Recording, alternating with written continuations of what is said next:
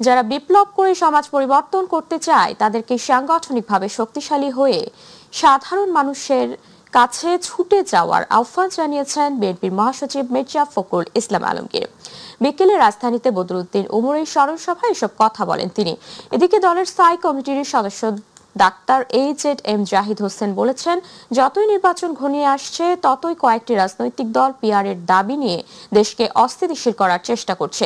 বিস্তারিত ইলিয়াস মাতবরের প্রতিবেদনে। বিকেলে বাংলা একাডেমি মিলনায়তনে বুদ্ধিজীবী ও রাজনীতিবিদ বদরুদ্দিন ওমরের স্মরণে শোক সভার আয়োজন করা হয়। সভায় অংশ নিয়ে বদরুদ্দিন ওমরের স্মৃতিচারণ করেন বিএনপি মহাসচিব মির্জা ফখরুল ইসলাম আলমগীর।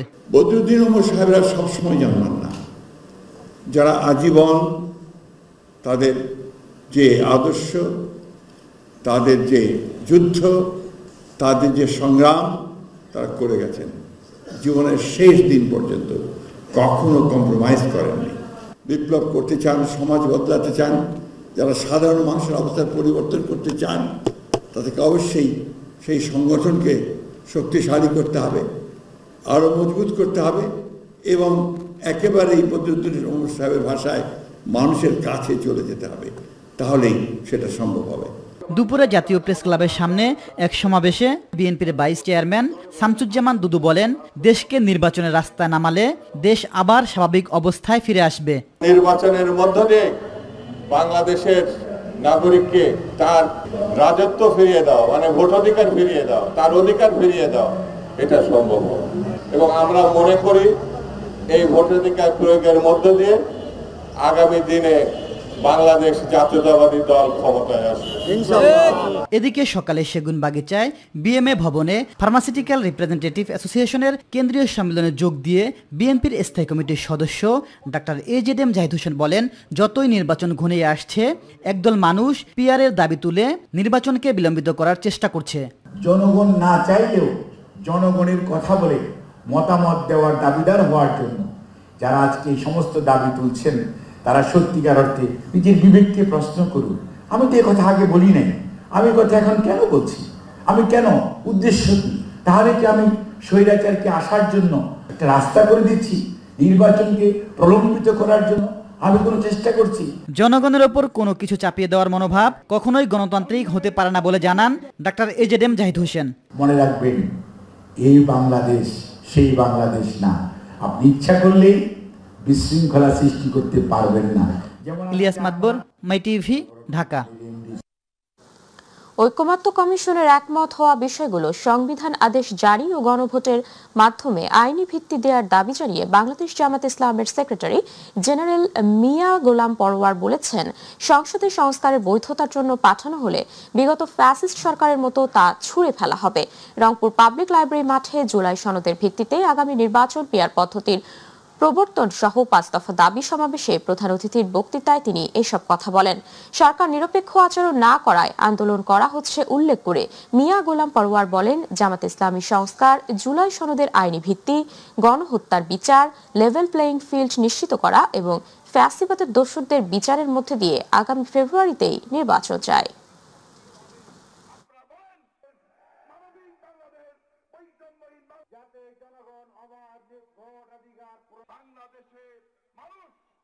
এই জুলাই সনদকে যা যা সংস্কারে আমরা একমত হয়েছি, এইটাকে জুলাই সনদের অন্তর্ভুক্ত করে আপনি একটা কনস্টিটিউশন অর্ডার জারি করুন, তারপরে আপনি গণভোটের ব্যবস্থা করুন, তারপরে আগামী নির্বাচন হবে। এই রাজনৈতিক সংস্কারকে সুপ্রিম কোর্টে নেওয়া যাবে না। কোর্টে গেলেই প্যাচ লাগাবে। শেখ হাসিনা সবকিছু কোর্টে নিয়ে আদালতের ঘাড়ে বন্দুক থেকে ফায়ার করেছে। পার্লামেন্টের আইনি সংসদে গিয়ে কেয়ারটেকার বাতিল করে দিল। সংসদে এই সংস্কারের বৈধতার জন্য পাঠানো যাবে না। এটাকে সংবিধান আদেশ দিয়ে এটাকে গণভোটে নিয়ে আইনি ভিত্তি দিতে হবে। জুলাই সনদের আইনি ভিত্তি নিশ্চিত না করে নির্বাচন আয়োজন করলে জনগণ তা সম্মিলিতভাবে প্রতিহত করবে বলে হুঁশিয়ারি দিয়েছেন চরমোনাই পীর ও ইসলামী আন্দোলন বাংলাদেশের আমির মুফতি সৈয়দ মোহাম্মদ রেজাউল করিম। তিনি বলেন, স্বাধীনতার 53 বছর পরও দেশের মানুষের মৌলিক অধিকার, ন্যায় বিচার ও মানবিক মর্যাদা পূর্ণ হয়নি এবং এজন্য অবিলম্বে পরিবর্তন প্রয়োজন।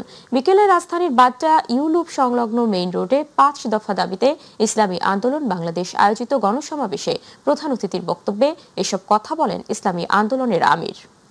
বাংলাদেশের মানুষ, আওয়ামী লীগ, বিএনপি, জাতীয় পার্টি এরাই তো মূলত উল্লেখযোগ্য দেশ পরিচালনা করেছিল। এদের দেশ পরিচালনা আমাদের বাংলাদেশের মানুষ দেখেছে।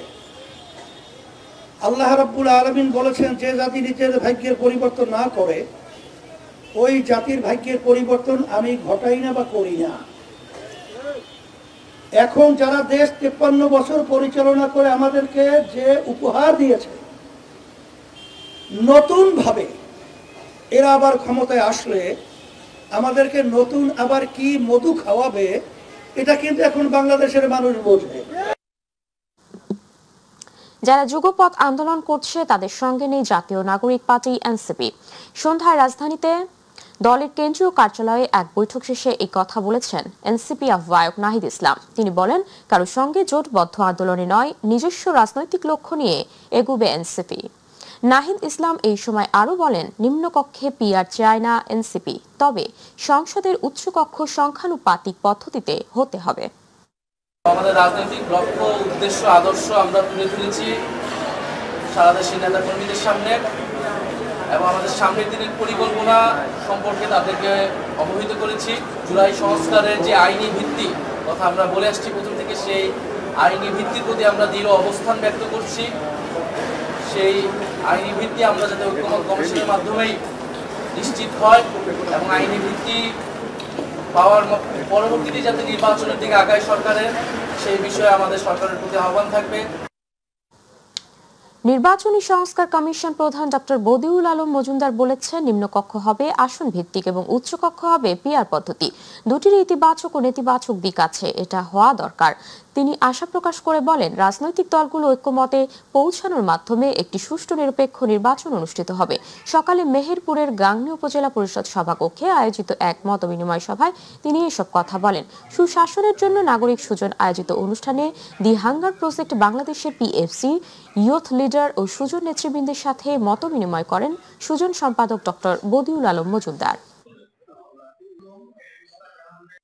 নির্বাচন ব্যবস্থা সংস্কার কমিশনের পক্ষ থেকে, একই সাথে সংবিধান সংস্কার কমিশনের পক্ষ থেকে আমরা প্রস্তাব করেছি নিম্নকক্ষে হবে আসন ভিত্তিক যে বর্তমান যে পদ্ধতি আছে, আর উচ্চকক্ষ হবে পিআর পদ্ধতিতে, আনুপাতিক পদ্ধতির ভিত্তিতে। তো দুটোই ইতিবাচক দিক আছে, দুটোরই নেতিবাচক দিক আছে। এই জন্য আমরা মনে করি দুটোই হওয়া দরকার। আমি আশাবাদী যে আমরা ঐক্যমতে পৌঁছতে পারবো। ঐক্যমতে পৌঁছার মাধ্যমে একটা সুষ্ঠু নিরপেক্ষ নির্বাচন হবে। কক্সবাজারের টেকনাফে গহীন পাহাড়ের আস্তানায় বন্দী রাখার নারী ও শিশু সহ ৬৬ জনকে উদ্ধার করেছে যৌথ বাহিনী। বৃহস্পতিবার টেকনাফের বাহারছড়া কচ্ছপিয়া এলাকা থেকে অভিযান চালিয়ে তাদের উদ্ধার করা হয়। উদ্ধার হওয়াদের মধ্যে পুরুষ ২২ জন, নারী ২৩ জন ও শিশু ২১ জন। তাদের মধ্যে অনেকেই রোহিঙ্গা ও বাংলাদেশি নাগরিক। পাচারের উদ্দেশ্যে তাদের বন্দী রাখা হয়েছিল। এ সময় চিরুনি তল্লাশি চালিয়ে দীর্ঘদিন ধরে আটকে রাখা রোহিঙ্গা ও বাংলাদেশি নাগরিকদের উদ্ধার করা হয় বলে এক সংবাদ বিজ্ঞপ্তিতে এই তথ্য জানানো হয়েছে। উদ্ধারকৃতদের যথাযথ কর্তৃপক্ষের কাছে হস্তান্তরের প্রক্রিয়া চলছে বলে জানিয়ে বিজ্ঞপ্তিতে বলা হয়।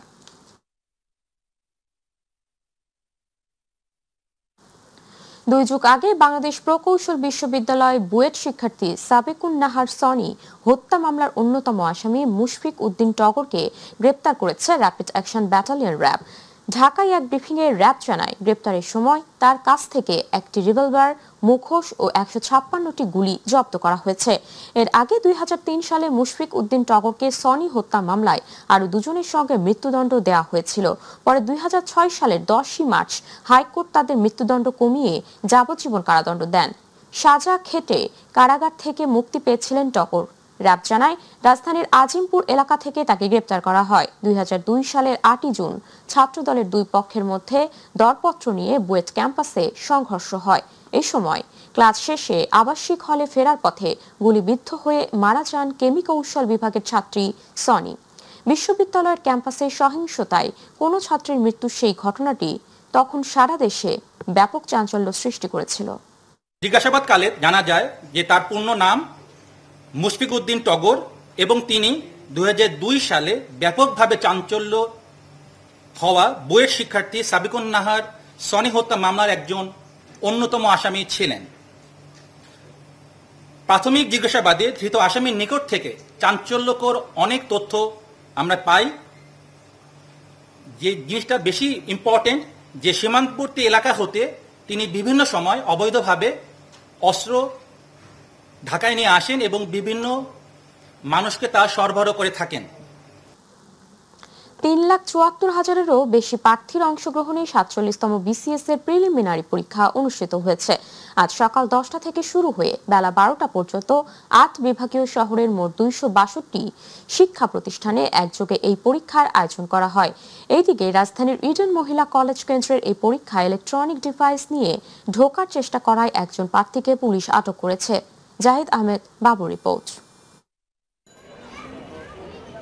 অনুষ্ঠিত হলো 47তম BCS প্রিলিমিনারি পরীক্ষা। দেশের 8টি বিভাগীয় শহরে মোট 256টি প্রতিষ্ঠানের পাশাপাশি এই পরীক্ষা অনুষ্ঠিত হয়েছে ঢাকার 113টি শিক্ষা প্রতিষ্ঠানেও।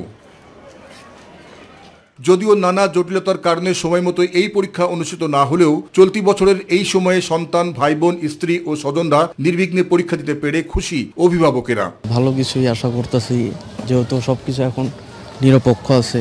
তো ডাক্তার মূলত কিন্তু জেনারেল ক্যাডারে দিল এবার। এই পরীক্ষা সকাল 10টা থেকে শুরু হয়ে চলে 12টা পর্যন্ত। টানা 2 ঘন্টা পরীক্ষা শেষ করে পরীক্ষার্থীদের কেউ কেউ জানান প্রশ্ন সহজ ও কঠিন প্রসঙ্গে। আমি যতটা ট্রাই করছি সেই হিসাবে ভালো আসছে, কিন্তু ইংলিশ হিস্টোরিক্যাল যে পার্টটা সেটা আমার কাছে একটু কঠিন মনে হচ্ছে আর কি। BCS এর এক্সাম অলওয়েজ আনপ্রেডিক্টেবল হয়, অ্যাজ অলওয়েজ।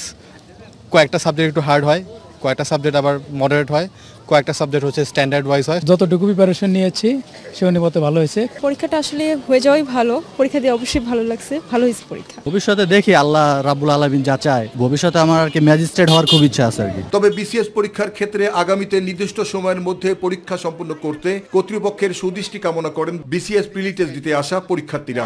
আশা করি 50তম BCS সময়ের মধ্যেই হবে। জাহিদ আহমেদ বাবু, মাই টিভি, ঢাকা। নাগালে আসছে না সবজির দাম। গত সপ্তাহের তুলনায় আবারও দাম বেড়েছে সব ধরনের সবজি। এরই মধ্যে ভরা মৌসুমে ইলিশের বাজারে উত্তাপ বেড়েই চলেছে। প্রকারভেদে প্রতি কেজি ইলিশ বিক্রি হচ্ছে 2200 থেকে 2500 টাকা। এইদিকে প্রতি কেজি মসুর ডালের দাম বেড়েছে 30 টাকা। বিস্তারিত শিমুল খানের রিপোর্টে। নিত্যপণ্যের দাম প্রতিদিন যেন নতুন উচ্চতা ছুঁইছে। বাজারে গেলেই ক্রেতাদের নাভিশ্বাস উঠছে। এ নিয়ে সাধারণ মানুষের মনে প্রশ্ন জাগছে, বাড়ছে ক্ষোভ। শুক্রবার রাজধানীর বিভিন্ন বাজার ঘুরে দেখা গেছে শুধু সবজি নয়, নিত্যপণ্যের বাজারে আলু ছাড়া অনেক পণ্যের দামই এখন চড়া। এতে ক্ষোভ প্রকাশ করেছেন ক্রেতারা। তৃণমূল বাজার জানে তাদের আসলেই কষ্ট, ওদের কথা চিন্তা করতে হবে সরকারের। গ্যাস সপ্তাহে সিমা ছিল 150 টাকা, আজকে 200 টাকা। আর বেগুন প্রতি কেজিতে 20 টাকা 30 টাকা বাড়ে। পেঁয়াজ, আদা, রসুনের দাম আগের মতো থাকলেও ডালের দাম বেড়েছে। সোনালী মুরগি ও গরুর মাংস বিক্রি হচ্ছে আগের দামে। পেঁয়াজ এখন গত সপ্তাহ থেকে এখন 5-6 টাকা দাম কমছে। মুসুর ডালের দামটা অনেক বেশি, পার কেজিতে প্রায় 30 টাকা করে বৃদ্ধি পাইছে। সোনালী মুরগি ছিল 320-30, এখন দাম কমছে, সামনে আরো কমবে। ব্রয়লার ছিল 180-90, এখন বিক্রি হতেছে 160-70। আগে সপ্তাহে 800 ছিল, এখন আমরা 780 টাকা বিক্রি করি, 800 বিক্রি করি, 750 টাকা বিক্রি করি। এদিকে বাঙালির ইলিশের দাম চলে গেছে হাতের নাগালের বাইরে। সম্প্রতি সময় দেশ থেকে ভারতে ইলিশ কম দামে রফতানি করায় ক্ষোভ প্রকাশ করতে দেখা গেছে ক্রেতাদের। কলকাতা মাঝে মাঝে বাজারে দেখি টিভিতে বা পদ্মার ইলিশ দাম কম, আর আমি যখন আমার বাংলাদেশের সাথে মিলাই আমি আসলে নিজেও মাঝে মাঝে হতভম্ব হয়ে যাই। ইলিশের একটা সিজন চলতেছে, সেখানে তো 2000 টাকা কেজি ইলিশ, একজন সাধারণ মানুষ কিভাবে এটা ক্রয় করবে? ইলিশ আপনার তো অনেক চড়া দাম, জাটকা যা সেটাই তো 700 টাকা কেজি। 2200 কেজি কিনে আমার 2300 বেচতেছে, আমাদের খরচ আছে, ঘাট খরচ আছে, বড় খরচ আছে, এই তো 2200 কিনেছে বাবা 2300 বেচতেছে। সবজির এমন চড়া মূল্য বৃদ্ধিতে সরকারকে দুষলেন ক্রেতারা। বললেন নিয়মিত বাজার মনিটরিং করলে মূল্যবৃদ্ধির লাগাম টানা সম্ভব। শিমুল খান, মাই টিভি, ঢাকা। দর্শক, এবারে ছাত্র সংসদ নির্বাচন প্রসঙ্গ।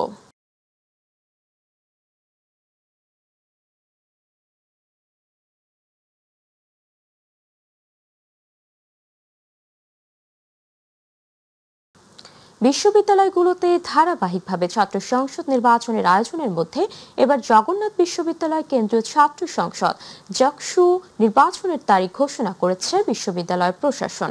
এতে ভোটের তারিখ ঘোষণা করা হয়েছে ২৭ নভেম্বর।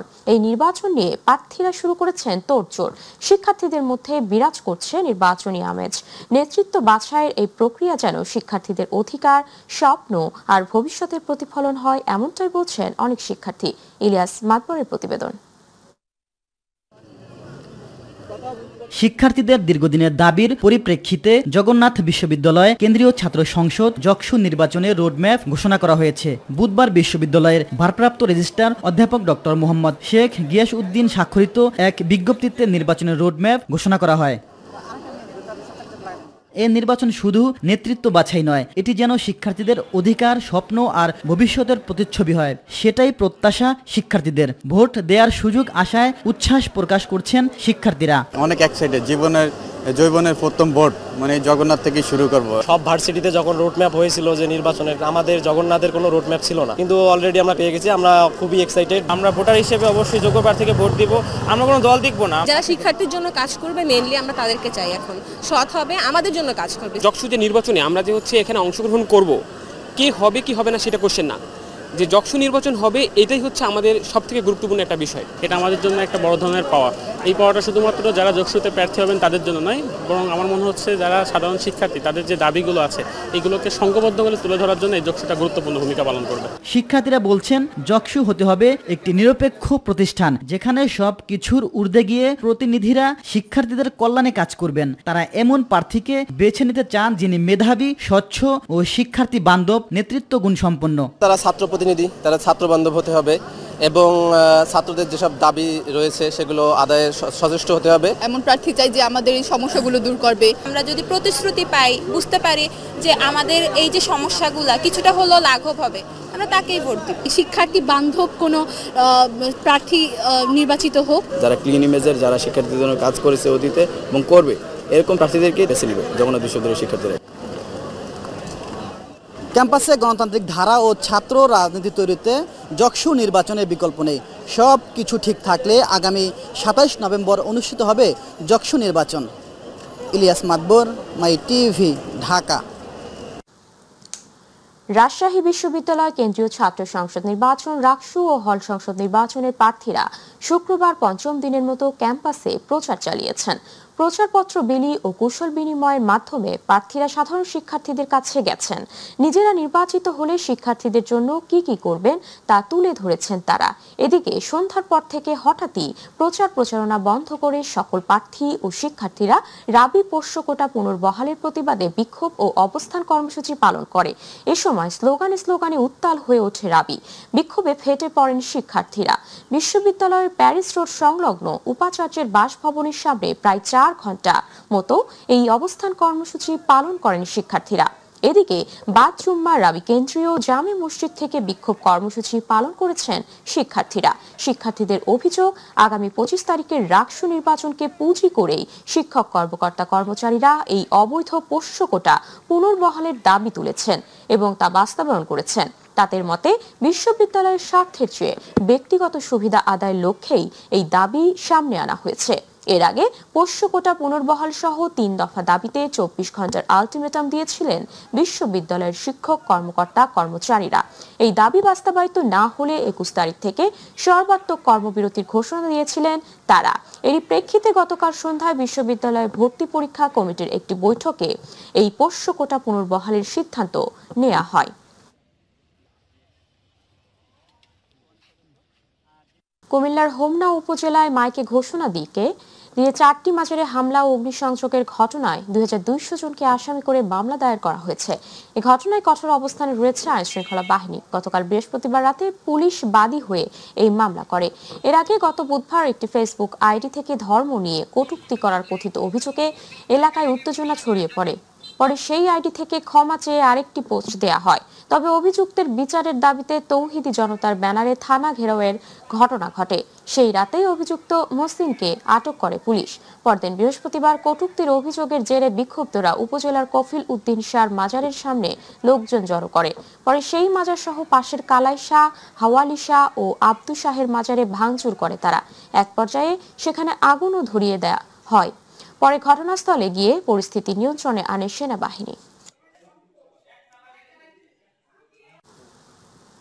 সরকারি প্রাথমিক বিদ্যালয়ে গানের শিক্ষক নিয়োগের সিদ্ধান্তের প্রতিবাদে এবং ধর্মীয় শিক্ষক নিয়োগের দাবিতে রাজধানীতে বিক্ষোভ করেছেন ওলামা মাশায়েখরা। শুক্রবার জুমার নামাজ শেষে জাতীয় মসজিদ বায়তুল মোকাররম থেকে জাতীয় ওলামা মাশায়েখ আইম্মা পরিষদের ব্যানারে তারা বিক্ষোভ মিছিল করেন। মিছিল পূর্ব সমাবেশে বক্তারা বলেন, সন্তানদের ইসলামী আদর্শে গড়ে তুলতে হলে গানের শিক্ষক নয়, দরকার ধর্মীয় শিক্ষক।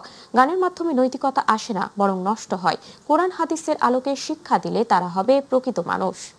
তারা মুসলমানদের দিকে লক্ষ্য করে কোন আইন প্রণয়ন করতে পারে নাই, বরং শান এবং ওলামায়ে কেরামের আন্দোলনের কারণে দিতে পারে নাই। আমাদের দাবি আজকে দুইটা।